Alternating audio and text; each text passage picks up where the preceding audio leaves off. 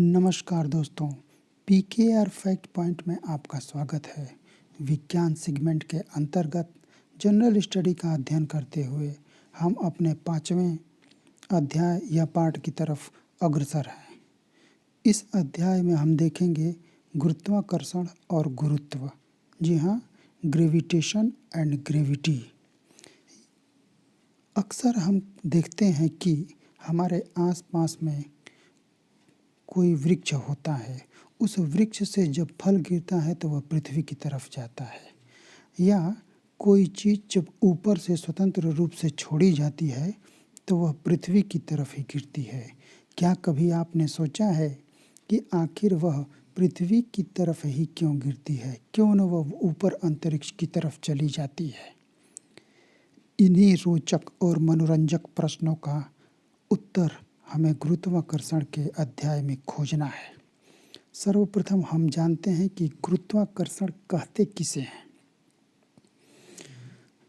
तो इसके अंतर्गत हम देखते हैं कि दो स्वतंत्र प्रकार के पिंड होते हैं जो एक दूसरे पर आकर्षण बल लगाते हैं, एक दूसरे को आकर्षित करते हैं।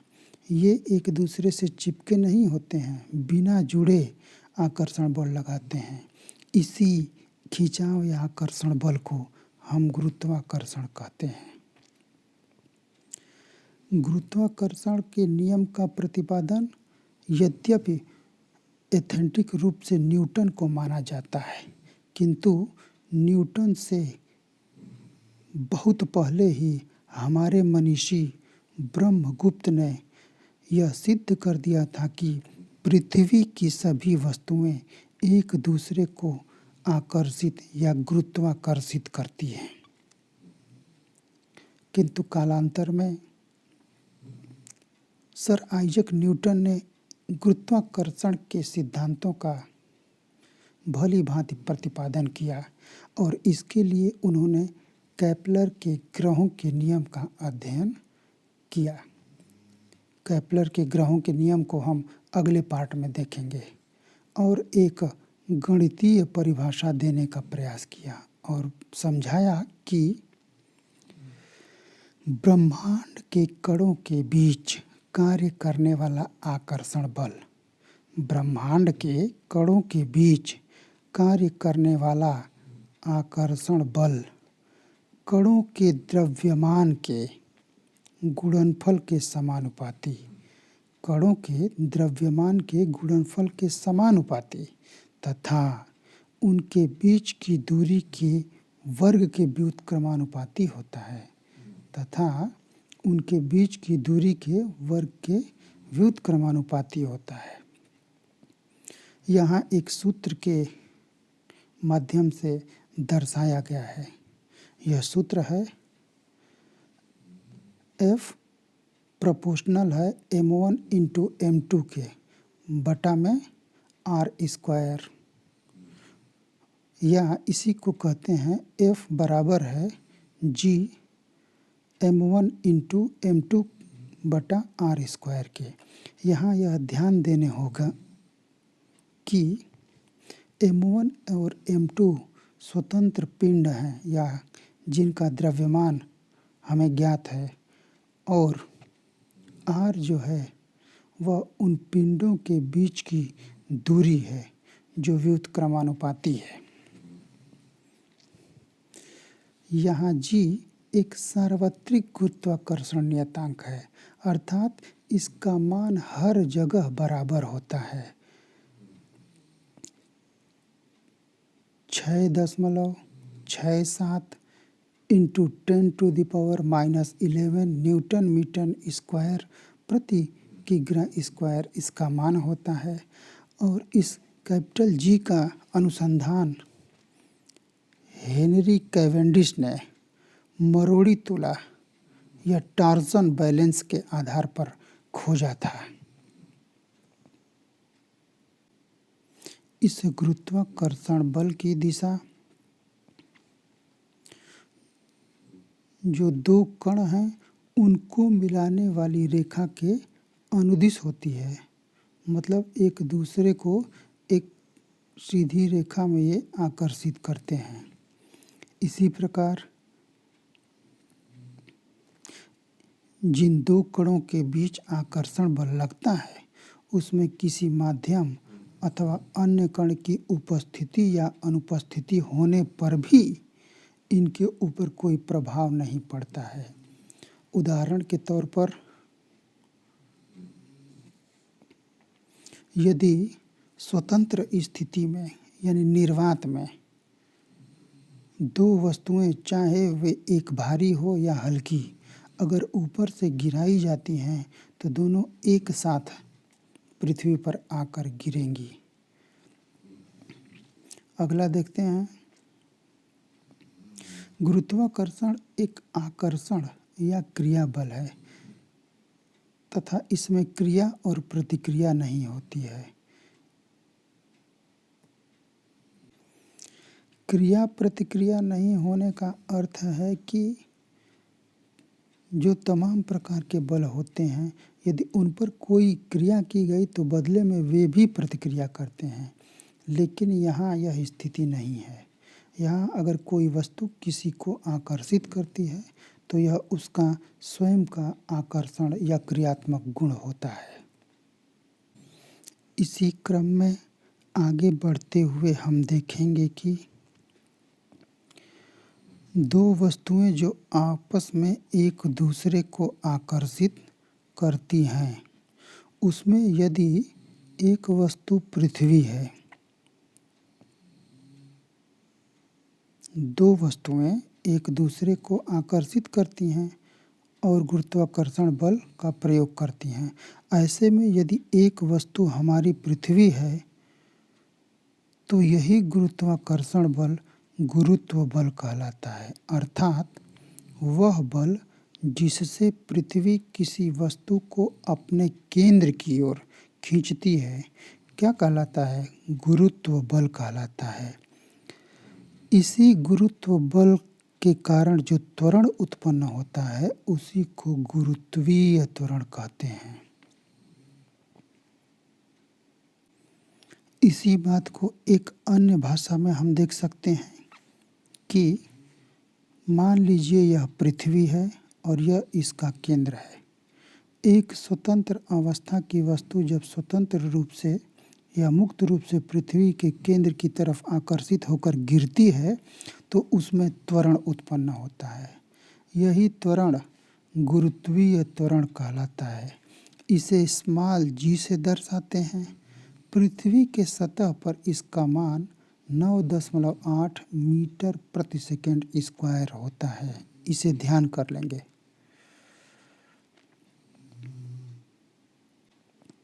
यहाँ गुरुत्वीय त्वरण g के मान में विभिन्न स्थितियों में परिवर्तन होता है जिसका ध्यान करना हमें आवश्यक है। परीक्षाओं के दृष्टिकोण से यह महत्वपूर्ण है, अक्सर पूछे जाते हैं। जैसे कोई वस्तु है जो पृथ्वी की सतह से चाहे ऊपर जाए या नीचे उसमें जो त्वरण लगता है वह समान होता है, यानी गुरुत्वीय त्वरण समान होता है।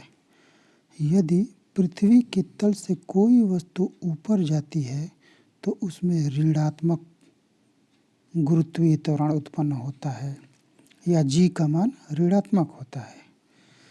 इसी प्रकार अगर कोई वस्तु नीचे की ओर जा रही है पृथ्वी की सतह से तो उसमें g का मान धनात्मक होगा, क्योंकि भिन्न भिन्न स्थानों पर गुरुत्वीय त्वरण g का मान भिन्न भिन्न होता है। इसी कारण यदि देखा जाए तो गुरुत्वीय त्वरण g का मान ध्रुवों पर सर्वाधिक और भूमध्य रेखा पर सबसे कम होता है। पृथ्वी की सतह से ऊपर जाने पर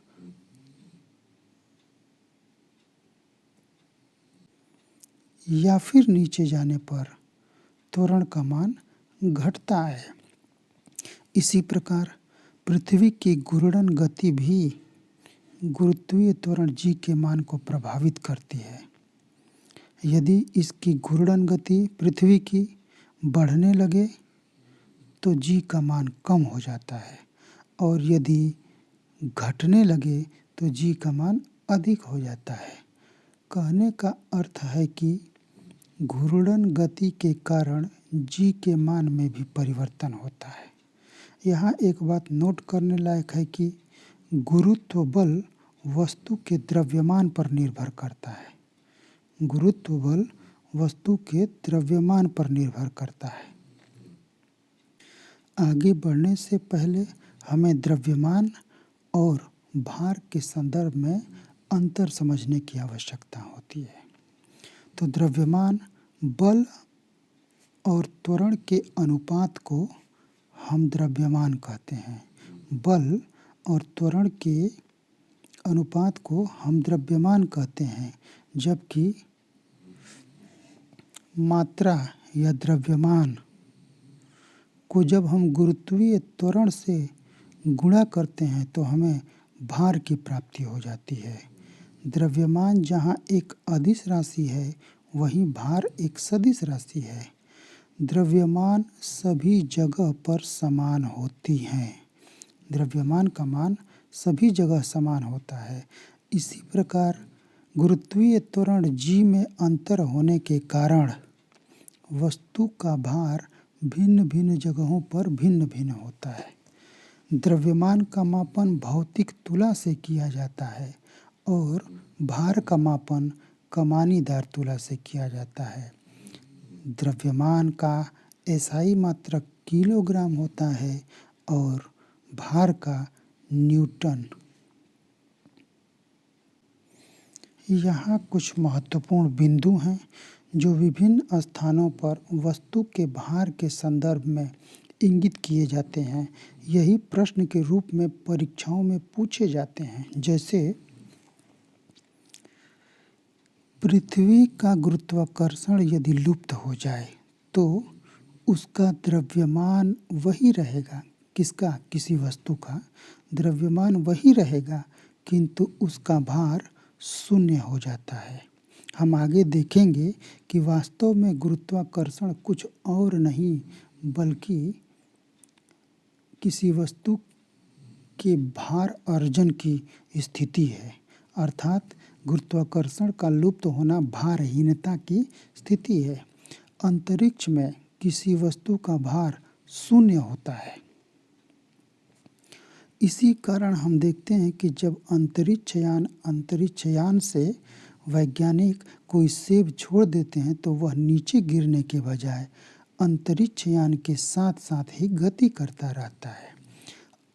भारहीनता के कारण ही अंतरिक्ष में जो अंतरिक्ष यात्री होते हैं वह सीधे खड़े नहीं हो पाते, क्योंकि वहाँ गुरुत्व नहीं होता है। सीधे खड़े नहीं हो पाने के कारण या इस भारहीनता की स्थिति से बचने के कारण ही उन्हें विशेष प्रकार के परिधान पहनने पड़ते हैं। इसी प्रकार चंद्रमा पर पृथ्वी का जो भार होता है वह 1/6 होता है। देखिए यहाँ फिर वही बिंदु आ गया कि भारहीनता गुरुत्वाकर्षण के शून्य की स्थिति है।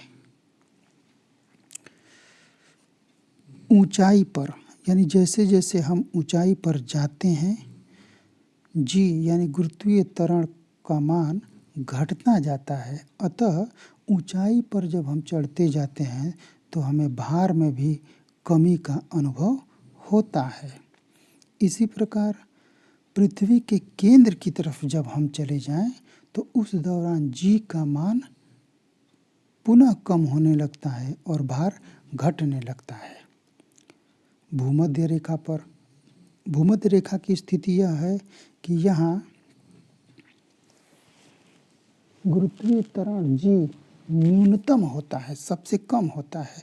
इसी कारण यहाँ भार की स्थिति भी न्यूनतम होती है। इसी प्रकार ध्रुवों पे गुरुत्वीय त्वरण का मान सबसे अधिक होता है और ये सबसे अधिक होने के कारण ध्रुवों पर ही किसी भी मनुष्य या वस्तु का भार भी सबसे ज़्यादा होता है।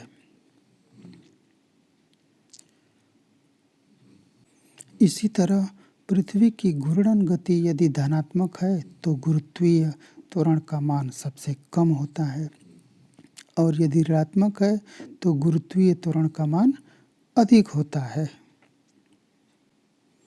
यहाँ हम परीक्षोपयोगी कुछ रोचक प्रश्नों को देख लेते हैं। जैसे यदि पृथ्वी अपने कोणीय चाल या वेग से 17 गुना अधिक घूमने लगे, मतलब 17 गुना तेज घूमने लगे, तो भूमध्य रेखा पर गुरुत्वीय त्वरण जी का मान क्या होगा? 0 हो जाएगा।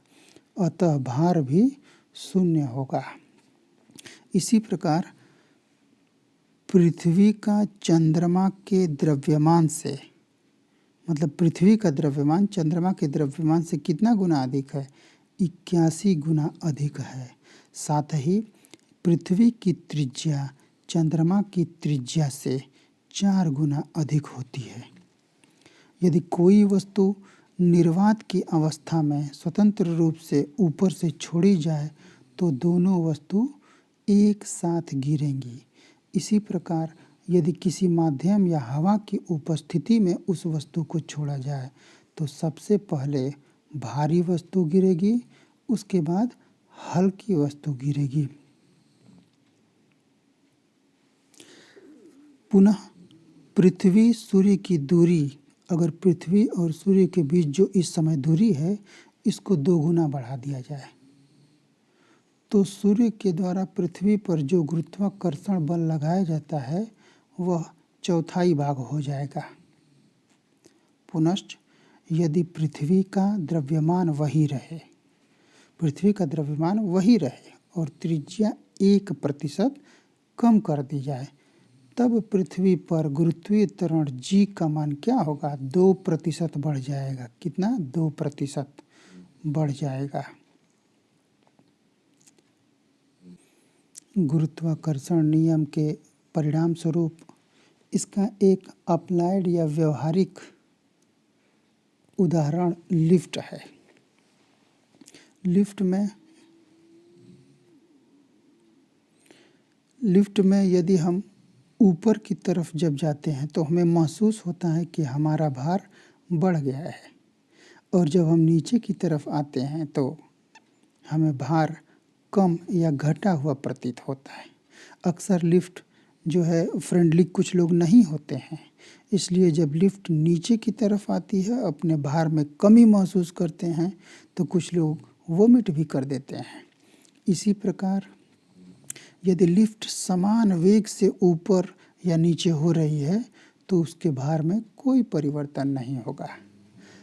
अच्छा, यदि लिफ्ट की डोरी टूट जाए तो वह एक मुक्त पिंड की भांति या स्वतंत्र, जैसे कोई पत्थर फेंका जाता है उसकी तरह व्यवहार करेगी और भार 0 हो जाएगी।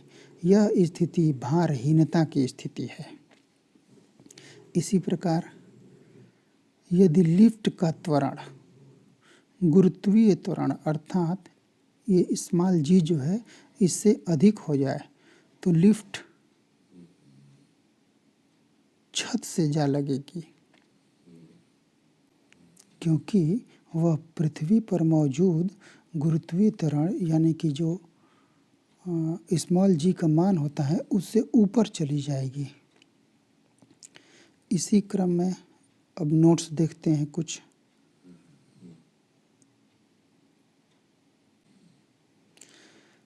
एक ऊंची इमारत से एक गेंद 9.8 मीटर प्रति सेकेंड के समान त्वरण से गिराई जाती है। उसके बाद उसका वेग कितना होगा? तो इसमें समय से इसका गुणा हो जाएगा, तो 3 गुणे 9.8 मीटर प्रति सेकेंड, यह होगा 29.4 मीटर प्रति सेकेंड के। इसी प्रकार यदि कोई भूकंपकारी तरंग है या कोई विनाशकारी भूकंप है तो उसका जो गुरुत्वीय त्वरण होगा वह होगा ग्रेटर देन 980 सेंटीमीटर प्रति सेकेंड स्क्वायर। 980 सेंटीमीटर प्रति सेकेंड स्क्वायर। ये ऐसे प्रश्न हैं जो परीक्षाओं में पूछे गए हैं। इस तरह से हमने गुरुत्वाकर्षण और गुरुत्व को देखा। क्योंकि इसमें धीरे धीरे आराम से पढ़ाया गया है, इसको कंठस्थ करने में आपको आसानी होगी। यदि तीव्र गति से सुनने की आवश्यकता हो तो आप इसकी गति को आप बढ़ा भी सकते हैं, 2.5 कर सकते हैं, देख सकते हैं। ये बहुत ही महत्वपूर्ण टॉपिक है, इससे परीक्षाओं में अक्सर प्रश्न पूछे जाते हैं। धन्यवाद। इसी के साथ हम इस चैप्टर को समाप्त करते हैं। आगे फिर मिलेंगे एक नए टॉपिक के साथ। नमस्कार।